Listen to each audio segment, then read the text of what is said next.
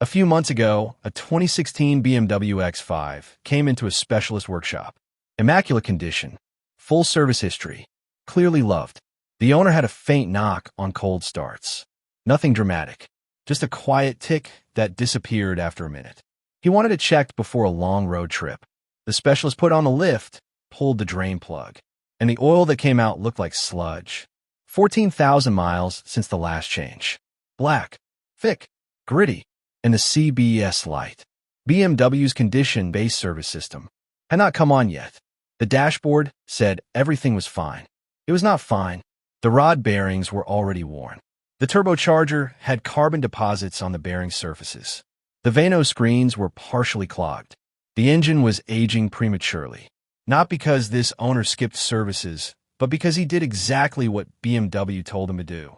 The final bill was over $6,000. At 67,000 miles. I'm going to show you exactly how this happens.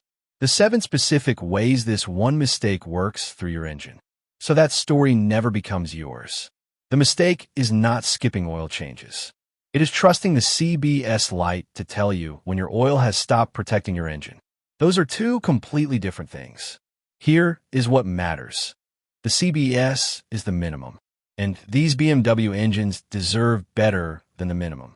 That CBS system was not designed by BMW engineers sitting around a table thinking about how to protect your engine at 150,000 miles. BMW service intervals were shaped by fleet ownership costs, leasing cycle economics, emissions testing standards, and a reality that most BMWs in their target market get traded in within 3 to 4 years. The CBS keeps engines healthy within that window. It was never calibrated for the owner who plans to keep their car. And if you're watching this channel, you're almost certainly that owner. So the real trap is this. You see the CBS lights stay off, you assume your oil is still doing its job, and you wait. Meanwhile, on a turbocharged BMW, which is every BMW sold in the last decade, degraded oil triggers a chain reaction through 7 distinct parts of your engine. Let me walk you through each one. The 7 ways. Number 1, it destroys your rod bearings. This is the one that ends engines. And it is the most important thing I will say in this video. Rod bearings sit deep inside your engine, connecting the connecting rods to the crankshaft.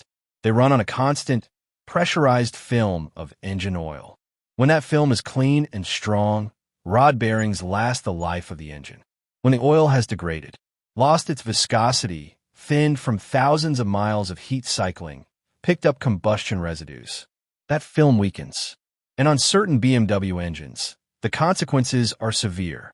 The N55, the engine in the F33 series, F105 series, and F15 X5, has a well-documented sensitivity to rod bearing where when oil changes are stretched. So does the older N54 before it. The most vulnerable moment is not under hard driving. It is first thing in the morning at a cold start, before oil pressure has fully built throughout the engine.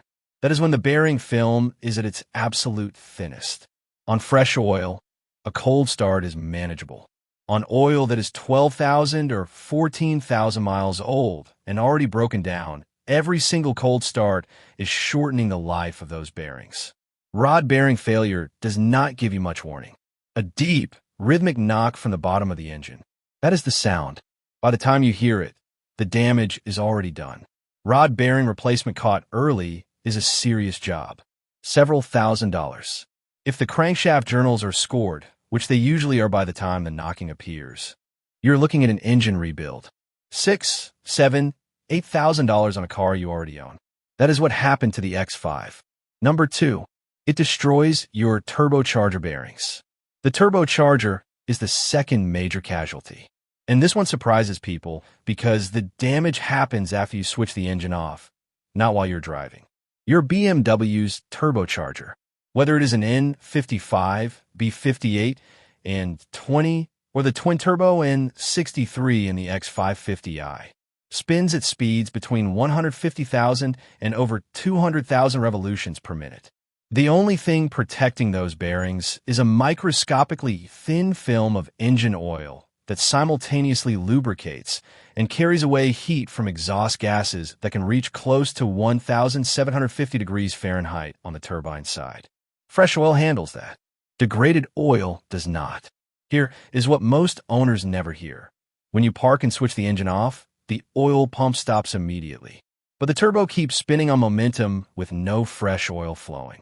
The heat trapped in the turbine housing radiates into the center bearing assembly, and the degraded oil sitting there gets cooked. It carbonizes onto the bearing surfaces. That process is called oil coking, and it is the #1 documented cause of premature turbocharger failure.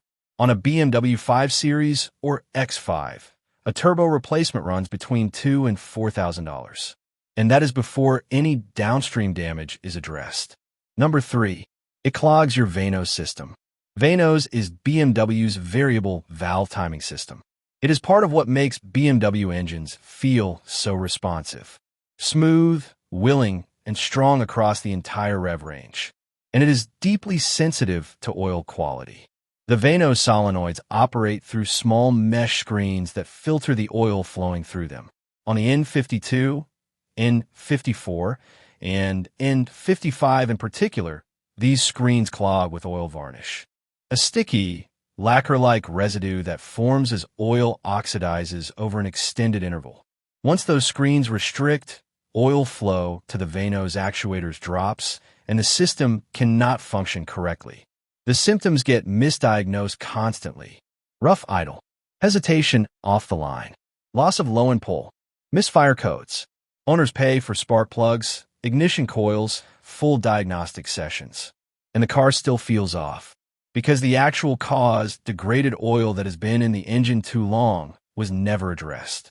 This is one of the most reliable sources of unnecessary repair spending on BMWs, and it is entirely preventable. Number 4, it builds sludge around your oil pump. The oil pump is the heart of the entire lubrication system. It pulls oil from the sump and pushes it under pressure to every moving part. Bearings, turbo, VANOS, timing chain tensioners. Everything depends on it, and it almost never gets attention until it starts to fail. As oil ages and oxidizes, it produces sludge, a dark, semi-solid deposit that settles in the bottom of the oil sump and builds inside oil galleries. The oil pump pickup sits directly in the path of this sludge. When it partially restricts the pickup, oil pressure drops. And on a BMW, low oil pressure does not affect just one component. It affects everything simultaneously, all at once, at the exact same moment. The dashboard warning light for low oil pressure appears only when the pressure has already fallen to a level where damage across multiple systems is underway. By the time that light comes on, the damage has a head start. Number 5, it rattles your timing chain. BMW's inline-6 engines use a timing chain rather than a belt. And in theory, a chain should last the life of the engine. The key phrase is in theory. Timing chain tensioners keep the chain correctly taut, and they are hydraulically operated, meaning they run on oil pressure. When oil pressure drops, or when degraded oil flows sluggishly on a cold start, those tensioners can momentarily lose their grip. The chain goes slack. It rattles. Most owners hear it and dismiss it as a normal cold start sound. It is not normal. It is the chain momentarily losing tension, and over time that leads to stretch, timing errors, and, in severe cases, engine damage that goes far beyond the chain itself. The pattern is consistent across BMW specialist workshops. Early timing chain failures almost always come with service histories showing extended oil change intervals. The connection is not a coincidence. Number 6, it blocks your turbo oil feed line. This one is specific to turbocharged BMWs and almost never discussed outside of specialist workshops. But it is the reason some owners replace a turbo and have it fail again within 20,000 miles. Your turbocharger has a dedicated oil feed line, a narrow pipe carrying pressurized oil from the engine directly to the turbo's center bearings. On a regular change schedule, this line stays clear. When oil is left in too long and sludge builds through the system, this narrow line is one of the first places to partially restrict. A restricted feed line means reduced lubrication to the turbo bearings at the exact moment they need it most. Under load at high temperatures, the turbo runs hotter, the film thins, bearing wear accelerates. And here is the costly part. If that restricted line caused the original turbo failure and nobody replaces or flushes it before fitting the new turbo, the new unit fails by exactly the same mechanism on exactly the same timeline. A new turbocharger installed into a contaminated oiling system is money straight down the drain. Number 7. It permanently reduces your engine's compression. This is the slowest one, the most invisible, and the one with no fix once it has happened. Engine oil lubricates the piston rings, the rings that seal each cylinder and produce the compression that gives your BMW its power. Clean oil keeps those rings moving freely in their grooves, sealing effectively. Degraded oil, loaded with combustion byproducts and oxidized residues after thousands of miles, allows carbon deposits to form in the ring grooves. The rings begin to stick. Sticky rings mean reduced compression. Reduced compression means less power, worse fuel economy, and oil consumption. The faint blue haze from the exhaust that owners sometimes attribute to valve stem seals. Sometimes it is the seals. More often than people realize, it is the rings. And unlike most things on a BMW, lost compression cannot be restored by maintenance. You can only prevent it from happening in the first place. There is no warning light. There is no dramatic moment. Just a car that, one day, feels like a slightly duller version of itself, and keeps getting duller mile by mile. Now, some of you watching this will have done 10,000-mile oil changes for years and had no problems. And I want to address that directly because it is a fair point. If you leased your BMW for 3 years and traded it in, 10,000-mile intervals probably were fine. That is exactly what they were designed for. But here's the thing. If you're watching this channel, you're almost certainly not that person. You're the owner who plans to keep their BMW, who wants it running at 100,000, 150,000 miles, the same way it felt at 40,000. That is a completely different conversation, and it requires a completely different approach to maintenance. The CBS works for the trading crowd. This channel is for the people who actually keep their cars. What to do? Plain and simple. Here is exactly what to do. 5 things. Nothing complicated. 1. Find your last actual oil change record. Not the CBS display. The physical record. The date and the mileage it was done at. If you cannot verify it, treat the oil as due right now regardless of what any indicator shows. 2. Ask your independent BMW specialist to put you on a 5,000 to 7,500 mile interval. Not 10,000. Not whatever the CBS says. Independent BMW specialists. The ones who actually rebuild N55s, B58s, and N63s when they fail. Consistently recommend this range for owners keeping their cars long-term. This is what protects these engines past 100,000 miles. 3. Confirm they're using an oil with the BMW Longevity 01 or LL01FE approval. This is BMW's own specification. It defines the exact anti-wear package, heat stability, and viscosity behavior these engines require. Not a generic 5W30. Not a good oil that happens to be on the shelf. The BMW approval specifically. If a shop is substituting something cheaper that does not carry that approval, they're saving themselves money at your engine's expense. 4.